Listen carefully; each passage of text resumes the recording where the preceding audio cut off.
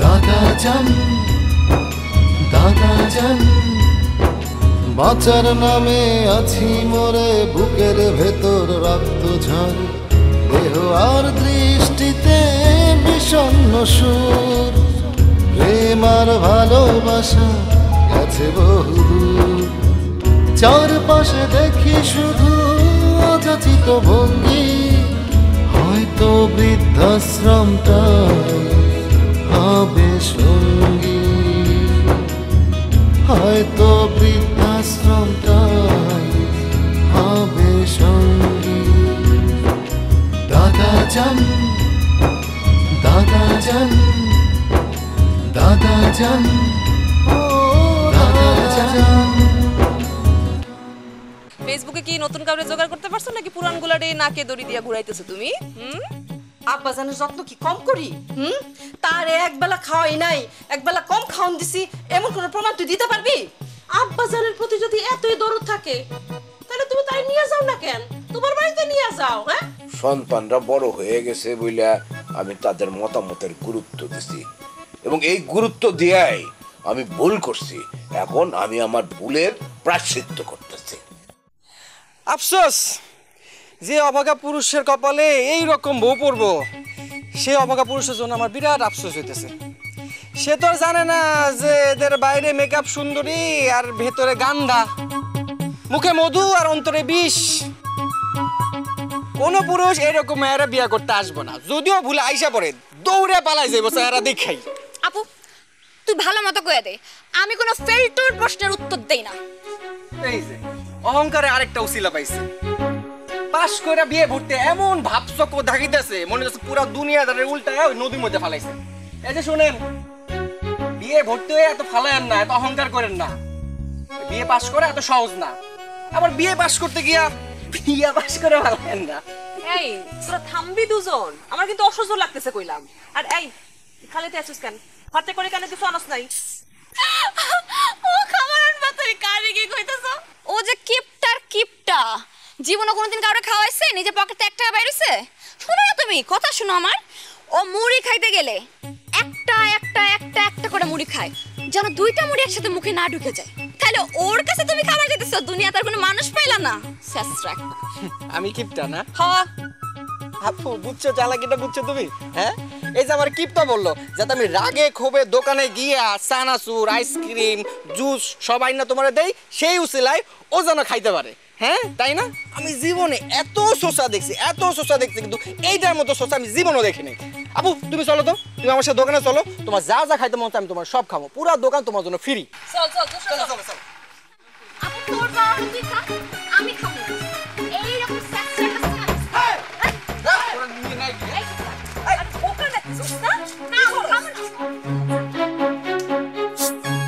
খাইবো খাইবো বিড়ির মতা কত কি ফালাই দিয়ে যায়।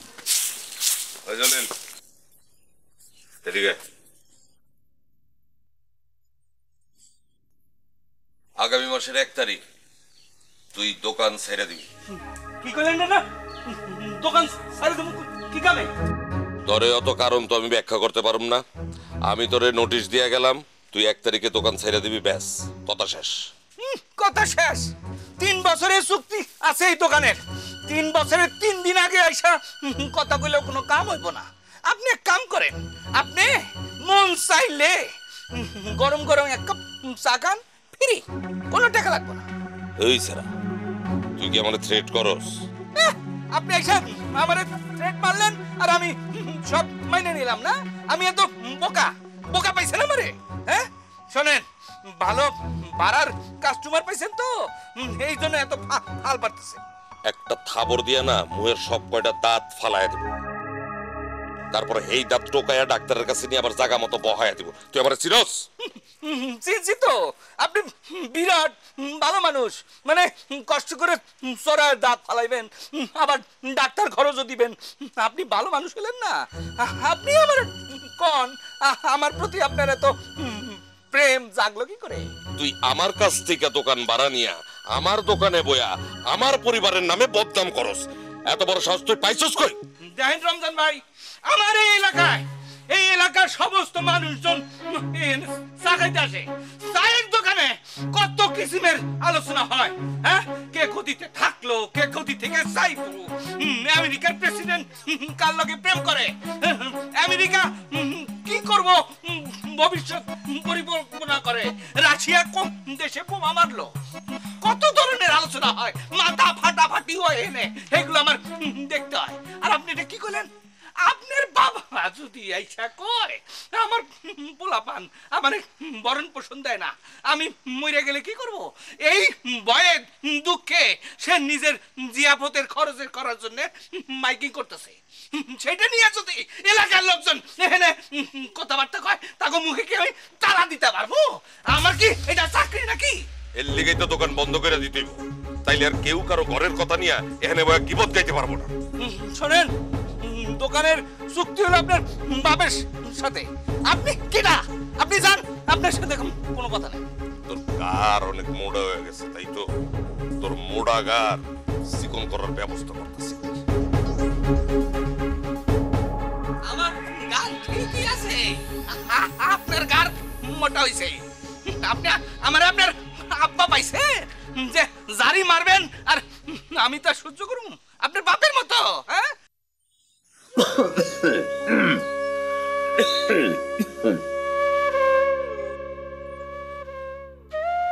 আব্বাজান ডাকছেন আমারে?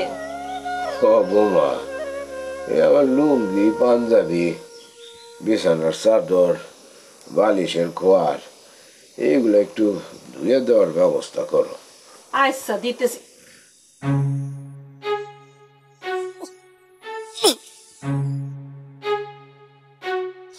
আব্বাজান, কাপড়ের যে দুর্গন্ধ, আমি কাপড় ধুইতে পারবো না, আমার তখনই বমি বমি আসতেছে। মাগো,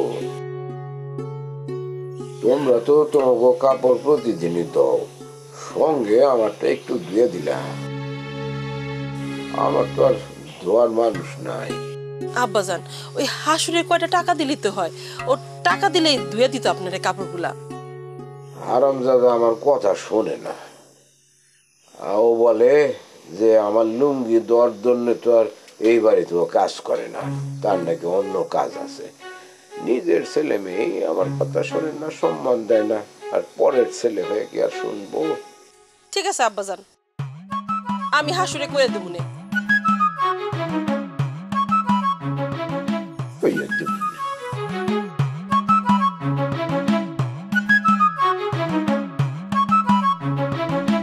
আব্বাজান, আপনি কি কিছু কইবেন?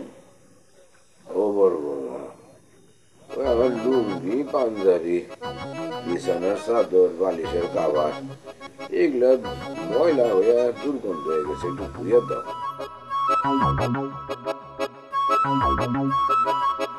আব্বাজান, আপনি তো মাথার চুলে জপ জপ করে তেল মাখেন, এই তেল বালিশে লাগে, চাদরে লাগে, আবার যে বিছনার উপরে বয়ে বয়ে খান, বিছনার মধ্যে ডাল পড়ে, পাঞ্জাবিতে লুঙ্গিতে ঝোল পড়ে, এগুলি প্রত্যেকদিন ধুয়ে ফেলাইতে পারেন না, জমায় রাখেন কেন?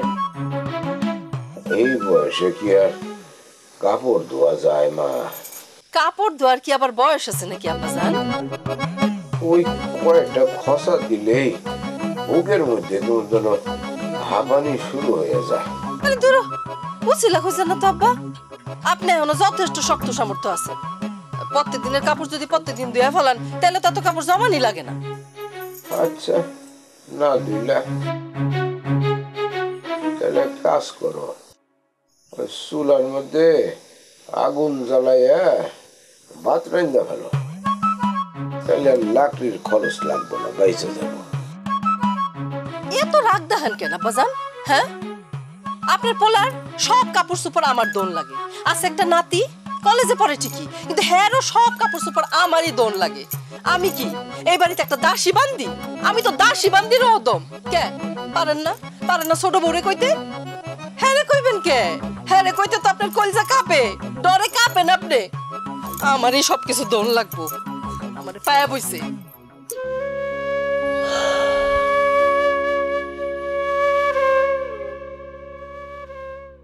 রাজমোহন দোলন বন্ধু আমরা তিনজন, বলো না কে চিনিবি।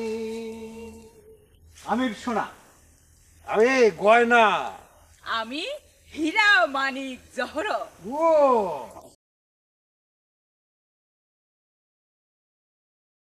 দুইজন ছেলে একজন মেয়ে, তোমাদের মধ্যে আবার বন্ধুত্ব হয় কেমন করে?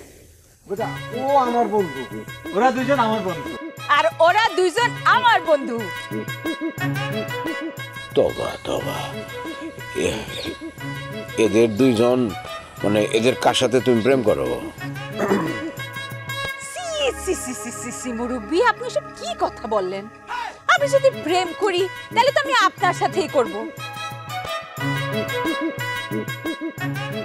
আহারে মুরব্বি, আপনি যেই জোরে জিব্বা কামড় দিছেন, এত জোরে জিব্বা যদি আপনি কামড় দেন তাহলে তো জিব্বা কাইটে পড়ে যাবে না। নাউজুবিল্লাহ নাউজুবিল্লাহ। তোমাদের পরিচয় কি? কত কোথা থেকে আসছো? আমরা একটা বাড়ি খুঁজতেছি মুরব্বী, ওই যে খরচার আয়োজন চলতেছে সেই বাড়িটা। আপনি বলতে পারবেন বাড়িটা কোন দিকে? খরচ তো আজকে না, আগামী শুক্রবার। ওরে ভাই, মাইকিং যে করতেছে কি মাইকে কইল না যে গরু জবাই দিয়া বুটের ডাল দিয়া খাওয়াইবো, দই মিষ্টির কথা কইলো। হ্যাঁ, তো আমরা কেমনে আমু বাড়ি তো চিনি না, রাইতের অন্ধকারে আবার হারায় যাইতে পারি, সেই জন্য আজকে বাড়িটা চিনা যাইতে চাই যে এই অমুক বাড়িটা। সেই জন্য আপনারা জিজ্ঞাসা করতেছি, কিরে দলন ঠিক না? হ্যাঁ হ্যাঁ। ও মা, খরচ তো দিনের বেলা শুক্রবার দিন বাদ জুম্মা খরচের খানা দানা শুরু হবে, আসরের মধ্যে সমস্ত শেষ হয়ে যাবে। রাতে আসলে তো খরচের খাবার পাবে না। বুড়া বেশি কথা কয়। এই বুড়া, আপনি এত পেছান কেন? আমরা তো খাইতে আমু না। তাহলে কি করতে আসবা? চুরি করতে আসুম।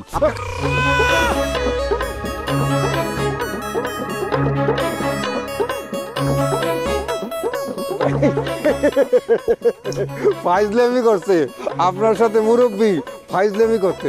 আমরা চুরি করতে আসবো কেন? তাই না? শোনেন, ওই যে হয়েছে কি, মানে আমরা তো ওই মরা বাড়িতে দাওয়াত খাইতে যাই। সামনের শুক্রবার এক মরা বাড়িতে খরচার দাওয়াত আছে, সেইখানে আমরা খাবো। সেই জন্য তো দুপুরবেলা আসতে পারবো না, তাই বলছি যে আমরা রাত্রের বেলা আসবো। কিরের দলন, তাই না? ও বুঝতে পারছি, তার মানে তোমরা ঘুইরা ঘুইরা মরা মানুষের খরচা খাও, অসুবিধা নাই। খাবারের আয়োজন দিনের বেলা হলো, আমি বইলা রাখবো বিশেষ ব্যবস্থায় তোমাদের জন্য রাত্রে খাবার থাকবে। হ্যাঁ, গরু জবাই দিয়ে খরচা করবো, বুঝছো? ও, তার মানে আপনার বাড়িতে সেই খরচা না? আরে, যে মারা গেছে সে নিশ্চয়ই অনেক ভালো ছিল। আচ্ছা, যে মারা গেছে সে আপনার কি হয় মুরব্বী? আমার নিজের। কি কোথায় আসলাম আমরা? আল্লাহ, কোথায় জিন ভূত হইতে পারে?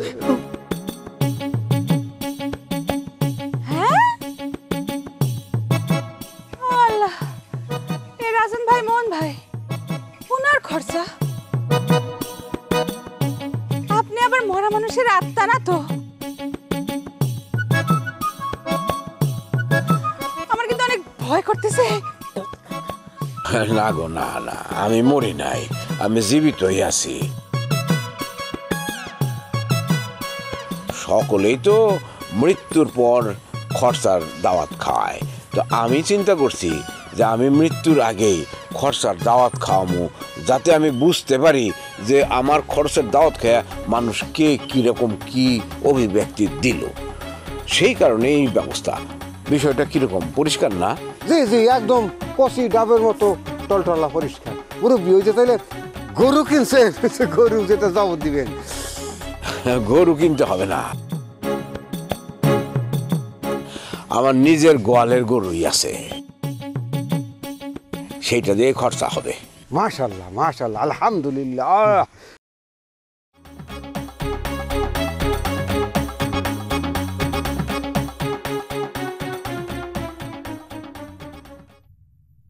এই যে জনাব, আপনি কি করিতেছেন?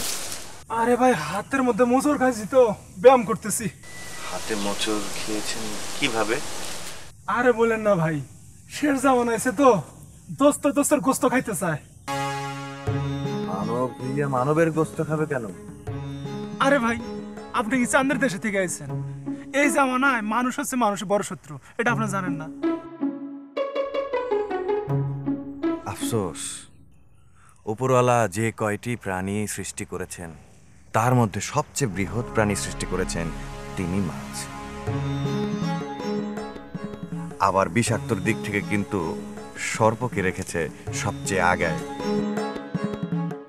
কিন্তু উড়ার দিক থেকে আবার ক্ষমতা দিয়েছেন পক্ষীকুলকে। আর শক্তির দিক থেকে সব থেকে শক্তিশালী প্রাণী করেছে হাতি। অথচ হিংস্রতার দিক থেকে কিন্তু হায়নাকে। মানবকে এসবের কোনো ক্ষমতাই তিনি দেন নাই। এই নিয়ে মানবকুলে খুব আক্ষেপ। অতঃপর তিনি মানবকুলকে এদের চাইতেও অতি মূল্যবান জিনিস প্রদান করেছেন। ভাই, মূল্যবান জিনিস কি প্রদান করছেন এটা একটু কন্ত। সেটি হচ্ছে কথা বলার শক্তি, জ্ঞান, গরিমা, বিচার করার ক্ষমতা, মানে হচ্ছে ব্রেইন।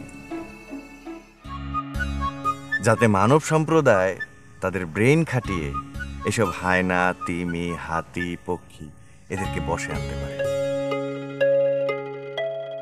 তাহলে কেন মানব মানবেরই গোস্ত খাইবে? আপনি আগে এই প্রশ্নের উত্তর দিন। ভাই, আপনি কি মানুষ না অন্য কিছু? সত্য করে কন্ত।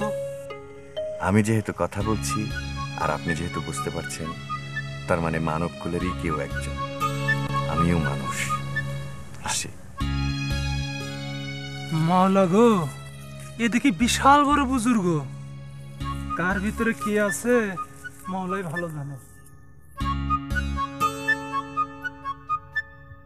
মা, এই নানা বাড়িতে আসলে কিন্তু এক মুসিবত। হ্যাঁ, মোড় পর্যন্ত না হেঁটে গেলে রিক্সা পাওয়া যায় না। চল দেখি আর একটু কষ্ট করে হাঁটি। আসসালামু আলাইকুম বুবুজান, কেমন আছো তোমরা? এই, তুই এতক্ষণ কই আসিলি? আমি আব্বাজানের মৃত্যুর সংবাদ পাই তো দুপুরেই চলে আসছি। এই সংবাদ তোমাকে গ্রাম পর্যন্ত পৌঁছায় গেছে না? আরে কপাল, কই যাও? হাটে ঘাটে মাঠে কাউরে মুখ দেখাইতে পারি, সব জায়গায় একই কথা।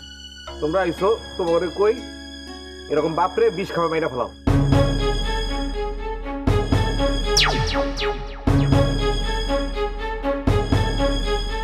আম্মা, এটা কি করতেছো?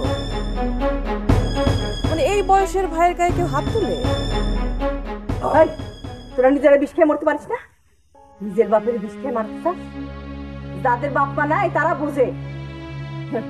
বট গাছে ছায়া হয়ে আছে তো বুঝবে কি? হ্যাঁ, বট গাছের ছায়ার নিচে থাকে অন্ধকার। হ্যাঁ, ওই গাছের নিচে ছোট ছোট গাছ বাঁচতে পারে না। মাথার উপরে রোদ বৃষ্টি এগুলি দরকার লাগে, নাইলে গাছের কোনো গ্রোথ হয় না। এবার এই ছায়ার পরিবর্তন দরকার, মাথায় রোদ বৃষ্টি দরকার। মামা, সে কি কন আপনি? মানে কোন সন্তান তার বাপ মায়ের মৃত্যু কামনা করে? হ্যাঁ, যেই বাপ সন্তানকে অপমান করে, সমাজের মধ্যে ছোট করে, তার শুধু মৃত্যু কামনা না, ইচ্ছা করে কি তার গলার মধ্যে ছুরি ধরতে। তাইলে আমার দিলটা শান্তি। যা যা, ছুরি দে মারে। এবার জীবনে আসো আয় দিবা, চল। মামা, যদি বিয়াদবি না নেন তাহলে একটা কথা কই। কি কি কি কবিতি ক? আপনিও তো একজনের বাপ, আপনারও তো সন্তান আছে, তাই না?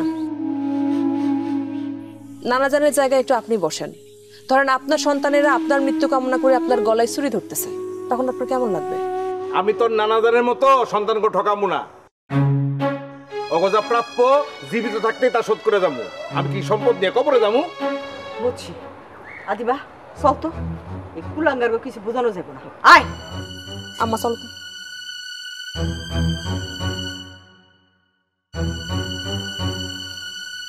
একই গ্রামে বোন বিয়ে দেয় একটা জ্বালা, কিছুর থেকে কিছু হইলে দৌড় দিয়ে চলে আসে। জ্ঞান দেয়।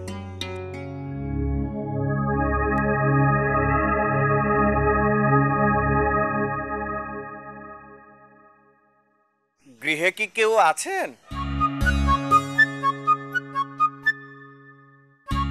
গৃহে কেউ আছেন?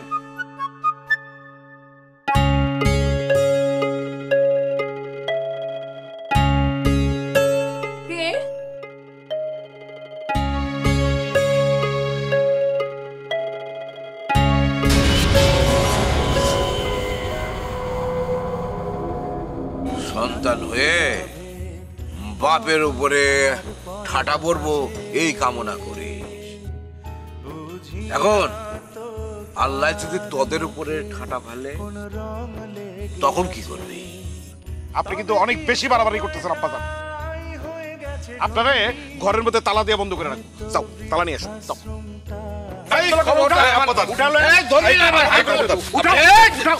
আমি কিন্তু